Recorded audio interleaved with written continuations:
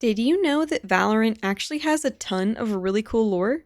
Riot has done an amazing job of matching the actual gameplay to the lore within the world of Valorant. Have you ever wondered why both teams can have an omen? Or what the heck Radianite is? Well, hello everyone, my name's Elumi, and welcome to the guide through the whole story of Valorant. Starting off with the basics, the story begins in the near future on Earth, after an intense global event called the First Light occurred, where something like an EMP caused a worldwide blackout. After several hours, the power came back, but the world would never be the same. As a result of First Light, a substance was uncovered by the public and found in abundance: Radianite. Radianite was found to be a massive source of energy, so a company called Kingdom Corporation began to research, refine, and harness the power of Radianite so that the world could use it. Kingdom Co's Radianite energy accounts for 3/4 of the world's power. Not only could it power a majority of the world, it was also found to give some people hypernatural powers from exposure to large amounts of it. These people are called Radiants, and they are some of the agents we use in-game. Phoenix being able to heal in fire, and Yoru being able to move between dimensions are all thanks to how their body and genetics reacted to large amounts of Radianite exposure. After First Light, a seemingly unknown group of assailants began attacking specific areas of the world. Thus, the VALORANT Protocol was formed to recruit Radiants and people who can use high-tech Radianite gear and gadgets to help protect these areas from the oncoming threats of the assailants. These are the ones we hold near and dear, our agents. Now, who are these assailants and what do they want? Well, here's where the lore gets crazy, so get ready. Another event occurred at or around First Light. Our universe was split, and a nearly identical version was formed called the Mirrorverse. Now, this Mirrorverse Earth, called Omega Earth, is almost exactly the same as ours, called Alpha Earth. Both have the same people, radiance, locations, and access to Radianite. However, the Omega Earth Radianite is a bit different and potentially more powerful.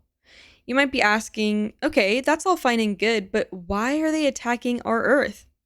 Well, it appears that Omega Earth is in an energy crisis because they are running out of Radianite.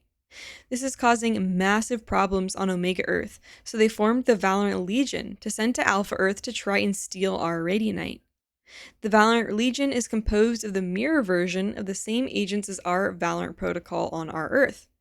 This explains why we can have an Omen fighting another Omen in the gameplay. So, the Omega agents are the attackers on all maps, excluding Pearl and Lotus, who are trying to plant and detonate the spike to transport Radianite back to Omega Earth. The defenders are Alpha Earth's VALORANT Protocol, trying to prevent the planting and detonating of the spike. So, what do you all think?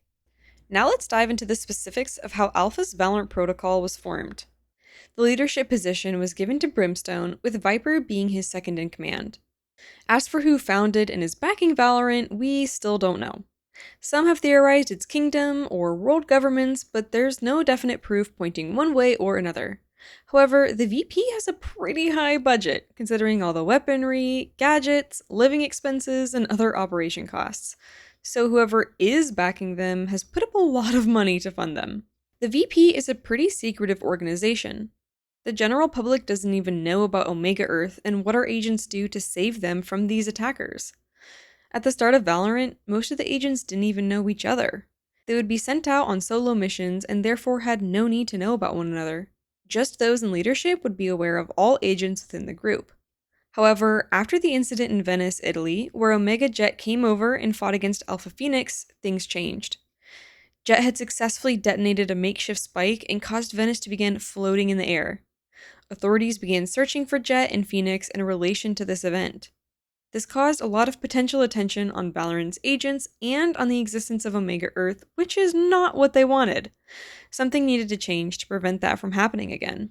So in the next mission, the Protocol sent more agents, like we saw in the Duality cinematic, where on the map Bind, 3 agents were sent to deal with the attackers. Then the VP stepped it up even more and began sending out groups of 5 as strike teams, which is what we are all familiar with in the gameplay today. Now that they were going to need to work together and be coordinated, some of the secrecy within the VP lifted. The agents got to finally know one another and begin to work and live together at Valorant's HQ. As time went on, the agents developed closer relationships with one another and truly became a team. Although not everyone is all buddy-buddy, they do all respect each other enough to work well on the battlefield together. The VP's level of secrecy to the general public still remains in effect today, however. The group has a lot of rules they must follow to keep that level of privacy from the prying eyes of the world, while also working tirelessly to protect those very people from the threats of Omega. One of the ways they keep their identities safe is by using call signs. This might come as a shock to some of you, but the names we know our agents by are not their real names. Those are just their call signs that they use within the VP. Phoenix's real name is Jamie, Viper's real name is Sabine. Never call me that again. If you do, though, it's Dr. Sabine, get it right. Whoops, sorry, Dr. Sabine. Anyway, you get the point. Upon joining the VP, they are given a number based on the order in which they joined, meaning Brimstone is VP01. Then they are also given their call sign. We don't know the exact process for how these names are chosen, but we do know that the agents themselves do have a say in their call sign. What would your call sign be if you were an agent? We don't know too much about how the early agents joined the VALORANT Protocol, but let's dive into what we do know. The VALORANT Protocol started out as a pretty small group.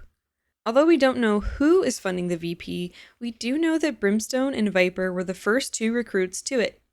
Brim is the leader and Viper is his second in command. Shortly after, Omen was recruited, becoming agent number 3. For a long time, Omen had no recollection of his past and was considered a phantom of a memory. All he knew was that he was ripped apart to form his current self, and it would be years before he got any of the answers he was seeking. After that, Killjoy was recruited as the 4th agent. She was the lead of Kingdom's research and development, completely ahead of the game on all things technology. After joining Valorant, she was able to develop the tech to defuse the spike, the very spike that Omega's Killjoy had made. We saw that Phoenix needed to superheat some Radianite to get it to work, and of course, Phoenix has never stopped bringing it up since. Hey KJ, you good on the tech stuff?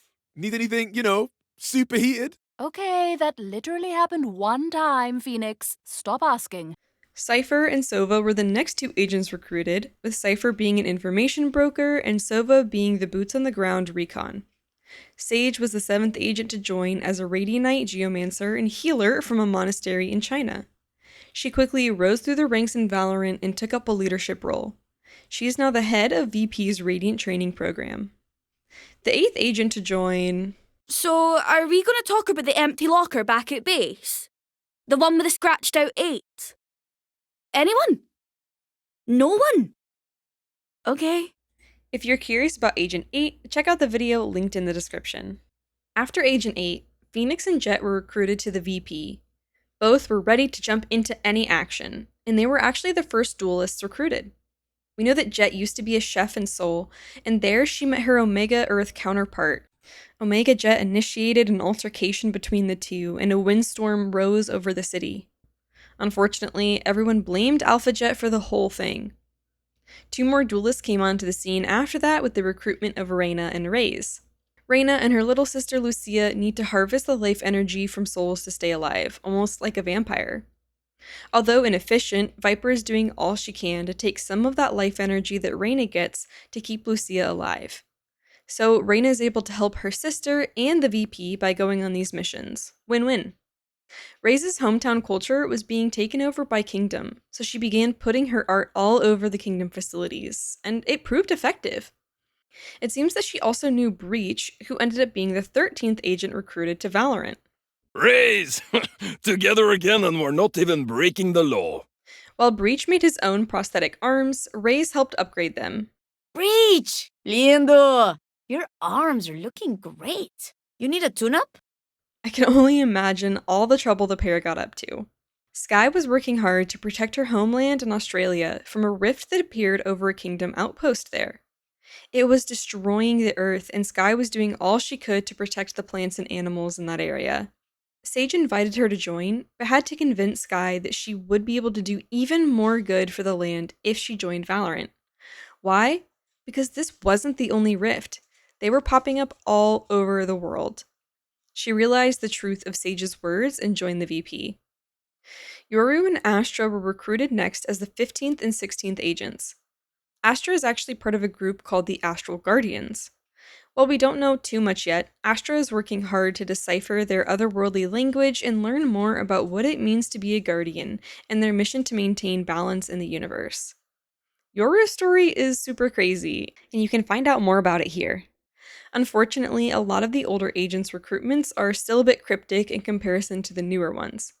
However, as we're seeing now with all the new Phoenix lore, I think it's completely possible that we will eventually learn more about these early agents' backstories and origins. Let me know all your thoughts and theories in the comments, and thank you so much for watching. God bless. Bye!